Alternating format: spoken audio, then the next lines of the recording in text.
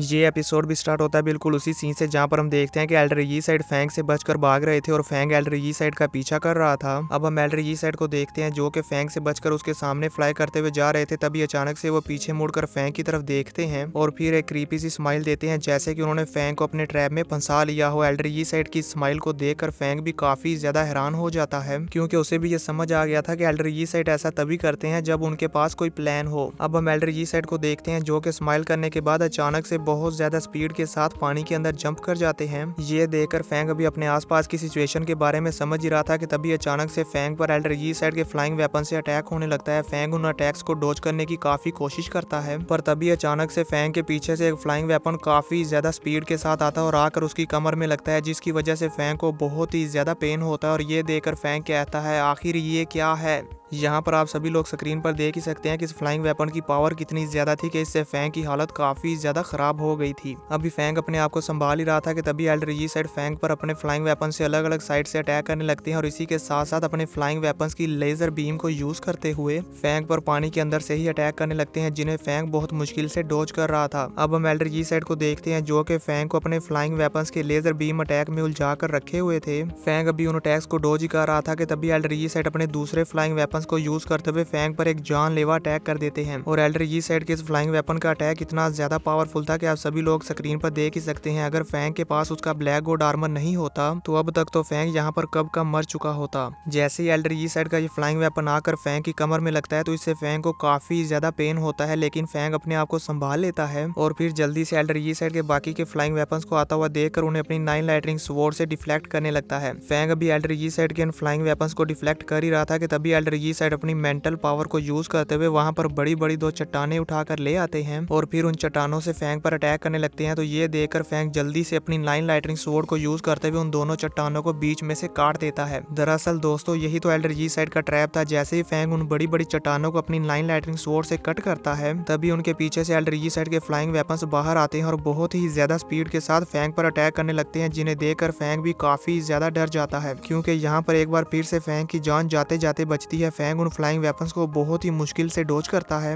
अब इससे पहले कि फैंग एल्डर यी साइड के इस अटैक को डॉज करने के बाद अपने आप को संभाल पाता तभी एल्डर यी साइड अपनी बाकी के फ्लाइंग वेपन्स को यूज करते हुए फैंग पर चारों तरफ से अटैक करने लगते हैं। उन सब अटैक्स को डॉज करते हुए फैंग कहता है कि मुझे इस सिचुएशन को किसी भी तरह करके जल्द से जल्द तोड़ना होगा। अगर ऐसे ही चलता रहा तो मैं फिर यहाँ से बचकर नहीं जा पाऊंगा। ये सब सोचने के बाद फैंग जल्दी से अपनी मेंटल पावर को यूज करते हुए वहां पर पड़ी एक बड़ी सी चट्टान को उठा लेता है। फैंग को उस चट्टान को उठाते हुए देखकर एल्डर यी साइड कहते हैं, अच्छा तो तुम अब ऐसा करना चाहते हो, चलो मैं भी देखता हूँ कि तुम ये कैसे कर पाते हो। और ये कहने के बाद एल्डर यी साइड भी अपनी बाकी के फ्लाइंग नाइफ्स को यूज करते हैं और फैंग पर अटैक करते हैं। पर हम देखते हैं कि फैंग ने ये जो बड़ी सी चट्टान उठा रखी थी, ये चट्टान वो एल्डर यी साइड के फ्लाइंग वेपन्स के सामने नहीं करता, बल्कि वो इस चट्टान को सीधे एल्डर यी साइड के ऊपर दे मारता है, जिसकी वजह से एल्डर यी साइड को भी अपने आप को बचाने के लिए पानी से बाहर आना पड़ता है। अब क्योंकि एल्डर यी साइड पानी से बाहर आ गए थे, इस वजह से वो फैंग को नजर आ रहे थे, तो फैंग एल्डर यी साइड को देखकर अपने फ्लाइंग नाइफ्स को यूज करता है और एल्डर यी साइड पर अटैक करने लगता है। ये देखकर एल्डर यी साइड जल्दी से फैंग के सभी फ्लाइंग वेपन्स को डॉज करने लगते हैं और फिर फैंग पर अपने फ्लाइंग वेपन्स से अटैक करने लगते हैं और फिर फैंग को अपने फ्लाइंग वेपन्स के अटैक में उलझाकर वहां से भागने लगते हैं। तो ये देखकर फैंग कहता है, मैं भी देखता हूँ कि आप ऐसी सिचुएशन में मेरे इस अटैक को कैसे बर्दाश्त कर पाएंगे। और ये कहने के बाद फैंग अपनी हेवनली फॉरबिडन शटल के कॉन्ड्रिल अटैक को यूज करता है और फिर तेजी के साथ अपने इस अटैक को यूज करते हुए एल्डर यी साइड के सभी फ्लाइंग वेपन्स को साइड हटा देता है और जल्दी से एल्डर यी साइड पर अटैक करने के लिए आगे बढ़ने लगता है।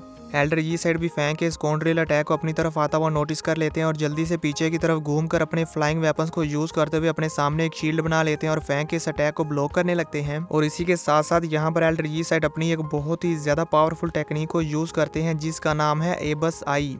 जैसे ही एल्डर यी साइड अपनी इस टेक्निक को एक्टिवेट करते हैं और फिर फैंग उनकी आइज में देखता है, तो इसकी वजह से हम देखते हैं कि फैंग की बॉडी वहीं पर स्टक हो जाती है और फैंग अपनी बॉडी को मूव नहीं कर पा रहा था, क्योंकि यहाँ पर फैंग की बॉडी एकदम से फ्रीज हो गई थी। अपनी बॉडी को यूं फ्रीज हुआ देखकर फैंग अपने आप को फ्री करवाने की बहुत कोशिश करता है, पर वो ऐसा नहीं कर पाता और इसी की वजह से हम देखते हैं कि फैंग का कॉन्ड्रिल अटैक भी वहीं पर रुक गया था। एल्डर यी साइड की इतनी ज्यादा पावरफुल टेक्निक को देखकर फैंग अपने मन में सोचता है कि मैं अपनी बॉडी को मूव क्यों नहीं कर पा रहा। जैसे ही मैंने इनकी आंखों में देखा तो एकदम से मेरी बॉडी पूरी लॉक्ड हो गई है। ऐसा लगता है कि एल्डर यी साइड ने अभी अभी अपना माइंड अटैक यूज किया है जो कि बहुत ही ज्यादा पावरफुल था। और एल्डर यी साइड के इस अटैक को देखकर मुझे ऐसा लगता है कि एल्डर यी साइड के माइंड की पावर इनविंसिबल है। अब हम देखते हैं कि फैंग एल्डर यी साइड के इस अटैक की वजह से अपने कॉन्शियस माइंड में चला जाता है, जहां पर जाने के बाद फैंग कहता है ये तो माइंड अटैक है जिसको यूज करते हुए एल्डर यी साइड मेरे सब कॉन्शियस माइंड में इंटर हो गए हैं। अब हम एल्डर यी साइड को देखते हैं जो कि अपने सभी फ्लाइंग नाइफ्स को अपने पास बुला लेते हैं और फिर उनका एक कंबाइन अटैक बनाते हुए फैंग से कहते हैं क्यों अब तुम्हें अपनी जान को गंवाने से डर लग रहा है। अब मेरे इस अटैक के साथ डायरेक्ट हिट होने के बाद तुम कभी भी फर्स्ट मेंटल मास्टर नहीं बन पाओगे। और ये कहते साथ ही एल्डर यी साइड अपने सभी फ्लाइंग नाइफ्स को कंबाइन करते हुए फैंग पर एक जानलेवा अटैक कर देते हैं। तभी हम फैंग को देखते हैं जो कि अचानक से एक झटके के साथ अपने कॉन्शियस माइंड से बाहर आता है और बाहर की सिचुएशन को देखकर बहुत ही ज्यादा शॉक्ड हो जाता है, क्योंकि यहाँ पर हम देखते हैं कि फैंग के सर पर एल्डर यी साइड का वो अटैक हिट हो रहा था। ये तो खुशकिस्मती से फैंग के पास उसका ब्लैक गोल्ड आर्मर है जिसकी वजह से एल्डर यी साइड का ये अटैक फैंग के हेलमेट को तोड़ नहीं पा रहा। अगर एल्डर यी साइड के इस अटैक के सामने कोई नॉर्मल आर्मर होता तो अब तक तो वो कब का टूट चुका होता। अब फैंग जैसे ही होश में आता है और एल्डर यी साइड के इस अटैक को अपने साथ हिट होता हुआ देखता है तो वो जल्दी से अपनी हेवनली फॉरबिडन शटल और अपने बाजुओं को यूज करते हुए एल्डर यी साइड के इस अटैक को ब्लॉक करने लगता है। फैंग एल्डर यी साइड के इस अटैक को ब्लॉक तो कर लेता है पर इसका इम्पैक्ट इतना ज्यादा था कि इससे फैंग को काफी ज्यादा दर्द हो रहा था और साथ ही साथ फैंग इसे पीछे की तरफ धकेला जा रहा था। फैंग को अपने अटैक को ब्लॉक करते हुए देखकर एल्डर यी साइड अपने अटैक की पावर को और भी ज्यादा बढ़ा देते हैं, जिसकी वजह से हम देखते हैं कि फैंग दूर जाकर एक चट्टान में लगता है। फैंग को इस तरह से चट्टान में लगता हुआ देखकर एल्डर यी साइड को तो ऐसा ही लगता है जैसे कि अब तक तो फैंग का काम तमाम हो गया होगा। पर तभी हम फैंग को देखते हैं जो कि अभी भी जिंदा था और उसकी हालत काफी ज्यादा खराब थी। अब फैंग अपनी स्पिरिचुअल पावर को यूज करते हुए अपने गिरे हुए पत्थरों को हटाता है और कहता है मेरी जान अभी जाते जाते बची है। यी साइड का ये एबस आई अटैक बहुत ही ज्यादा पावरफुल था, इसने तो मेरे मूवमेंट को ही रिस्ट्रिक्ट कर दिया था जिसकी वजह से मैं अपनी बॉडी को मूव ही नहीं कर पा रहा था। और अगर यहाँ पर मैं एक सेकंड भी स्लो होता या फिर एक सेकंड का डिले करता तो हो सकता है कि यहाँ पर अब तक मेरी जान कब की जा चुकी होती। हालांकि मेरे पास मेरा ब्लैक गोल्ड आर्मर है पर ये इतना ज्यादा स्ट्रॉन्ग नहीं है कि ये एल्डर यी साइड के 14 फ्लाइंग वेपन्स की अटैक के सामने सर्वाइव कर पाए। मेरी अभी की सिचुएशन को देखते हुए मुझे ऐसा लगता है कि मैं एल्डर यी साइड से बचकर यहाँ से नहीं भाग पाऊंगा। यहाँ पर एल्डर यी साइड के साथ फाइट करते हुए मेरी इतनी बुरी हालत है तो वहाँ पर ब्रदर फ्रोस्ट के साथ क्या हो रहा होगा। वो तो थर्ड एल्डर मू हेंडरसन के साथ बैटल कर रहे हैं जो कि एल्डर यी साइड से भी ज्यादा पावरफुल है।